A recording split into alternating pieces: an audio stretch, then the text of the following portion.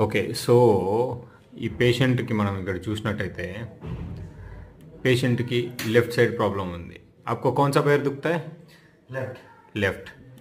तो left side disc problem ఉంది. ఇది చూపించే ఈ వైటిష్ కీ హోల్ లాంటి ఈ ఏరియా ఏదైతే ఉందో, మన కీ హోల్ లాగా, దానికి అది నర్వ్ రూట్ అనమాట. ఎగ్జిటింగ్ నర్వ్ రూట్ అది క్లియర్గా ఉండాలి.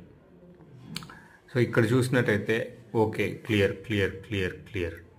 వీడికి వచ్చేసరికి ఆల్మోస్ట్ ఇక్కడ కంప్రెషన్ అనేది మనకు కనపడుతూ ఉంది ఈ ఏరియా. ఓకే, ఇది left side.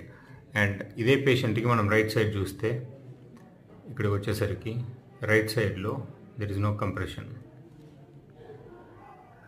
This is the L4 route.